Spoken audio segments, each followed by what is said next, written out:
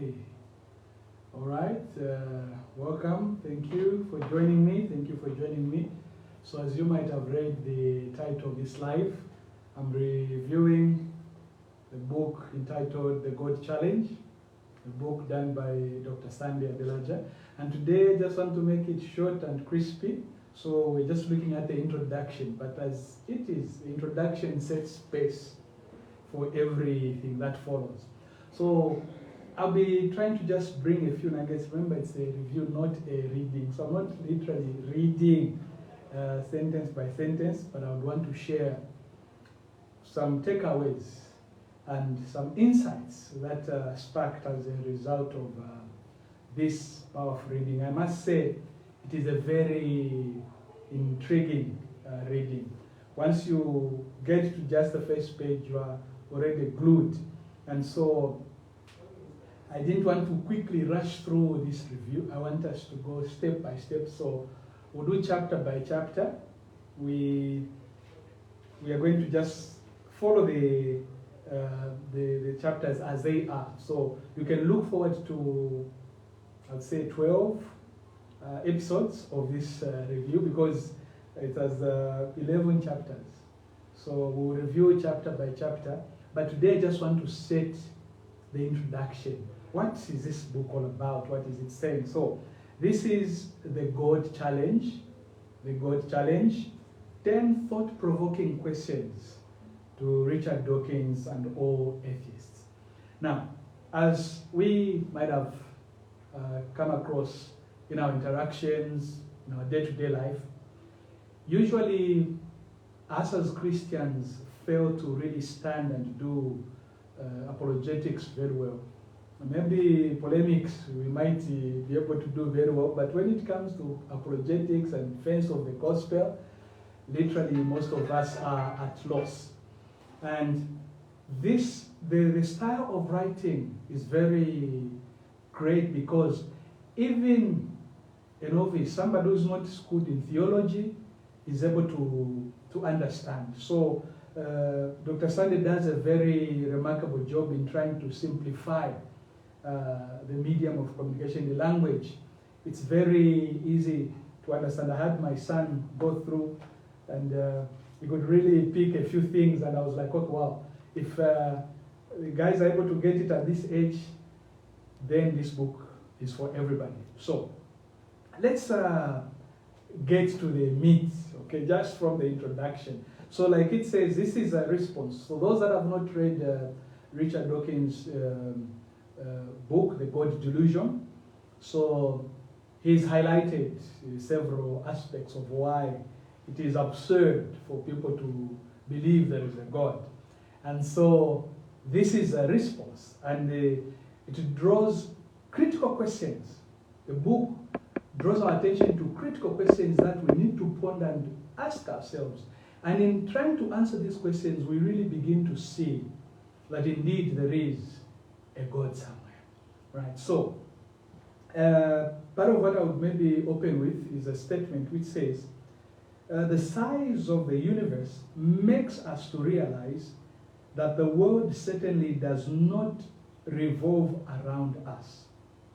Whether human beings are present or not, they do not decide anything that happens in the universe. This is very interesting, and the progress of the book follows this thought. Okay, it's about the decision. Just to highlight what I mean, if you just get to chapter 1, chapter 1 says, who determined the country and conditions of your birth? Which is exactly a thought furthering this same statement I've just read, that whether humans are present or not, they do not decide anything that happens in the universe, meaning there are realms of decisions. And I would want us to, maybe by way of illustration, give you just a picture of what I'm trying to talk about. So if you would indulge me, think of this, okay?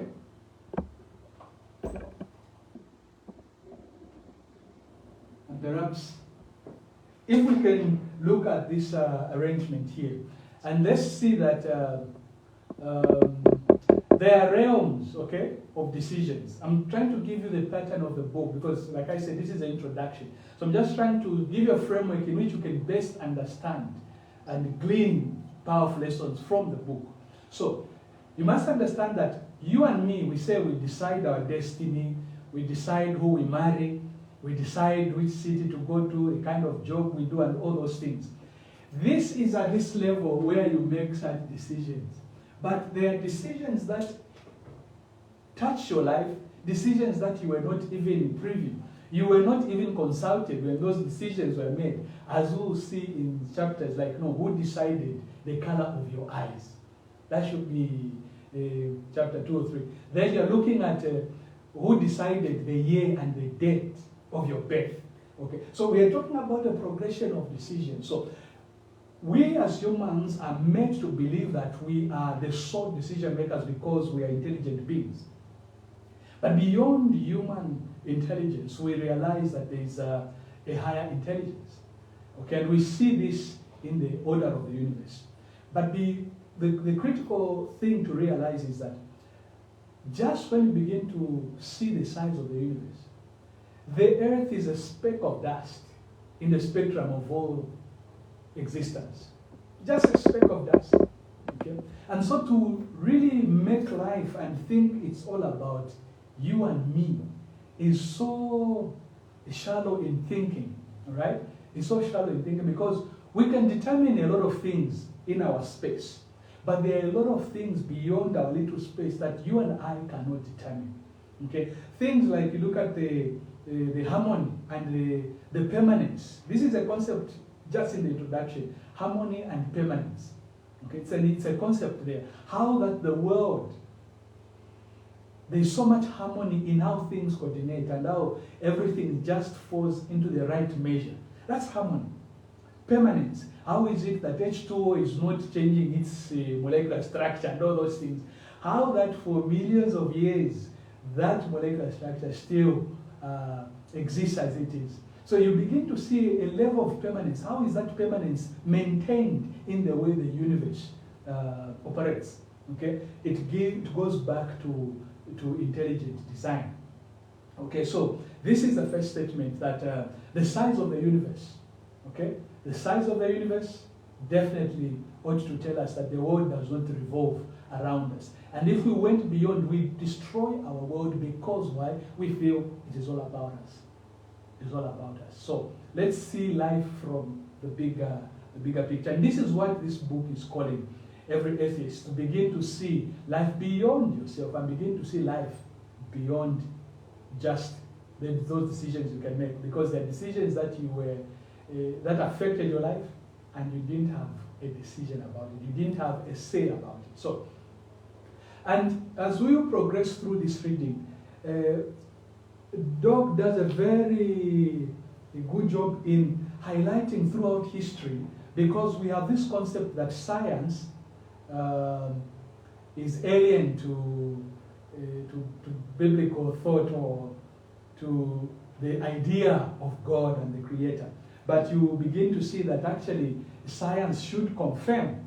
Okay, science should confirm, because there is a very interesting point I would want also to share with you, just to highlight to you the importance of science. He says that science exists because there is something to study. Okay, science is the study. Okay, automatically science is the study. So whether you're doing biology, okay, what are you studying?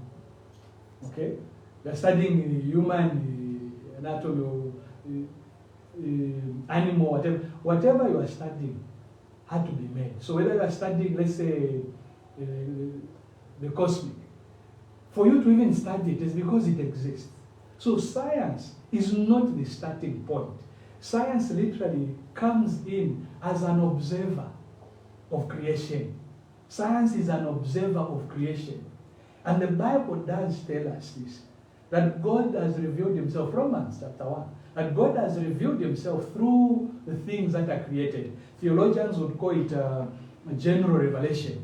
Beyond the revelation of the scriptures, there is general revelation. So when you look at the stars, you look at the trees, you look at the creation, you begin to see intelligence, you'll begin to see that indeed there must be a mind behind all this. So science exists because there is something to study. But we have elevated science and made it the sole measure of what should be. Meanwhile, it is simply an observer. Science is an observer. Okay, so this is very key. As you begin to lay the foundation, you begin to see these things.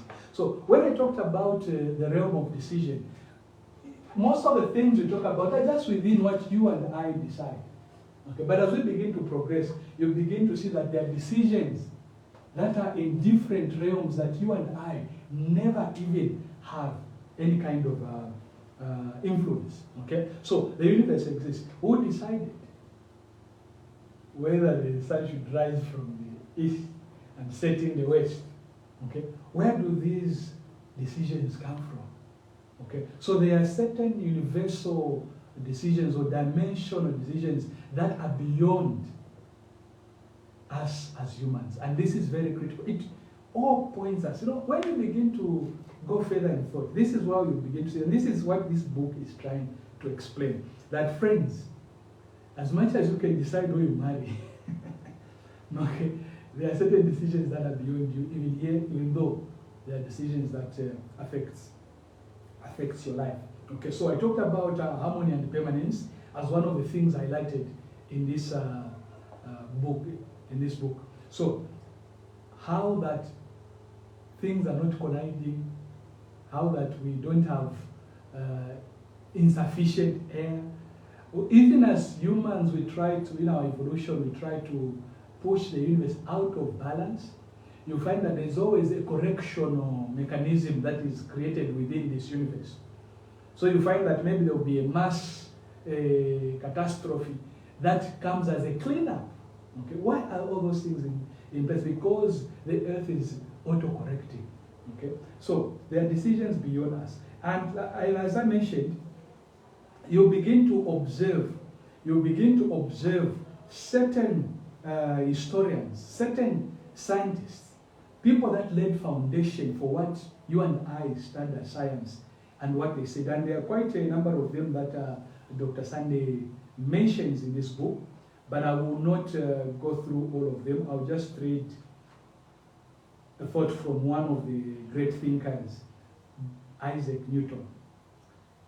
Isaac Newton is quoted here, and I want us to read the statement. It says, the founder of classic physics and calculus, okay, says, the most beautiful system of the sun, planets, comets, could only proceed from the counsel and dominion of an intelligent and powerful being. This being governs all things, not as the soul of the world, but as the Lord over all. And on account of his dominion, he is wont to be called Lord and universal ruler. I'll draw your attention to one very important statement within this scope.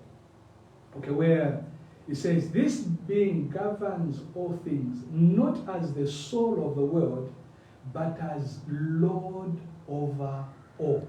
This is where the most atheists would even have a problem, because we believe in self-sovereignty, self-governance.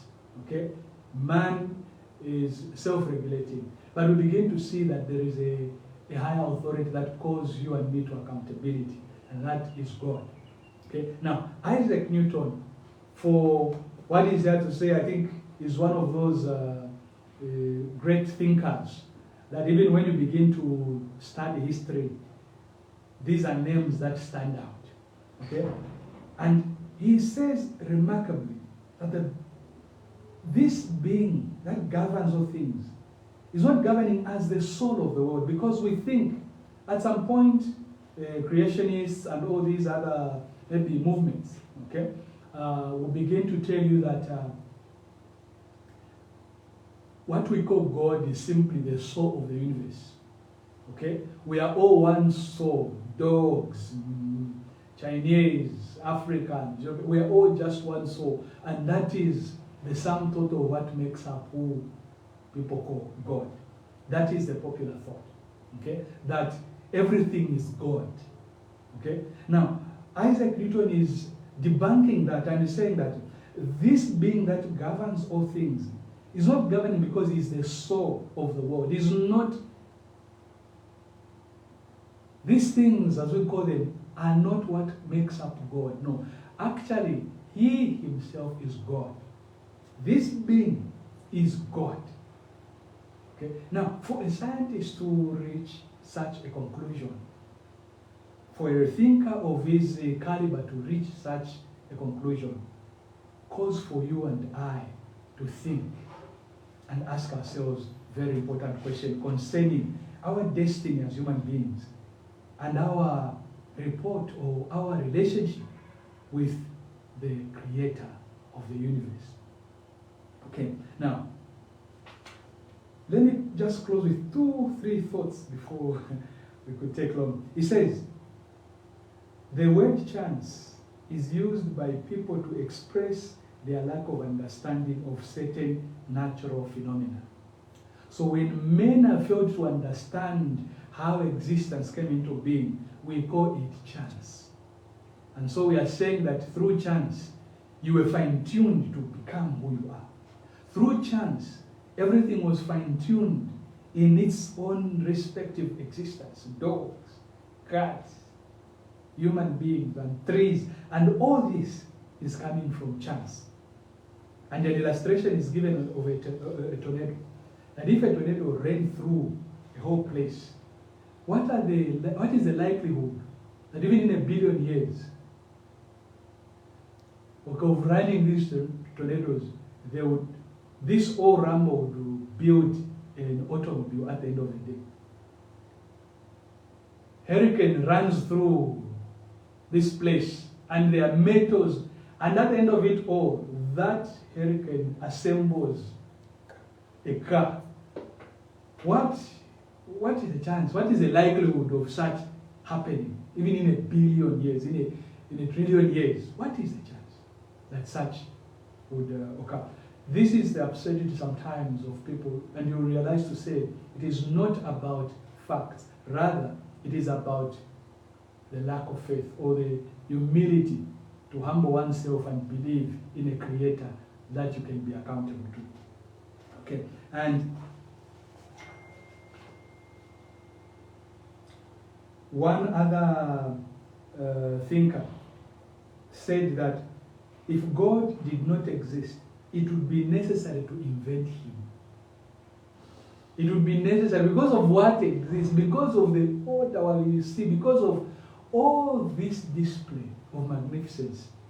Even if God didn't exist, it would be of necessity that we create one. Why? Because when you go further and you begin to question yourself, you really begin to see that indeed there must be a God somewhere. So the conclusion really is that people are focusing on the wrong thing. Instead of looking to God, we decide to keep a blind eye to the Creator, the one that made you and me. So just by the brilliance of this introduction, you are drawn into wanting to read more. You are drawn into asking critical life questions. You are drawn into searching because the soul of all humans is searching for that Creator. And lastly, he says, the one who claims there is no God must first become a person who knows the answer to all things. And the question perhaps to Mr. Richard Dawkins is, does he know all things? And so, in the realm of ignorance, in the realm that he does not know, that is the realm he requires faith. So, for a believer, a Christian like you and me, and for an atheist out there, I would love to say that mostly, in conclusion, we all operate on the principle of faith. We all operate on the principle of faith because the path to denying God is a path that awards partial answers. And from the scriptures we are told what Paul said, that I understand in part, or I know in part, but the time is coming when there will be completeness of knowledge, when there will be full comprehension. But at this stage of existence, at this stage of life, and our further science has gone to expand, we always find ourselves short in our knowledge as human beings. So if there is one to claim as an atheist, that individual must claim to have answers to all things. So, do you have answers to all things? You that claim there is no God. Do you have an answer to why you were born Zambian? Why you were born African? Why you were born European? Do you have an answer? Did you decide who your parents would be? So when you begin to ponder those questions, you discover that you may not have all the answers. And so what is a run to? Chance. And what is chance? Simply a dimension of what humans do not know, is what we are calling chance. And when knowledge comes of what happens, you realize this is not chance. This is not chance. So from the introduction of this book, this is a few points I could bring. There is more, but you can get the book and do a deep dive.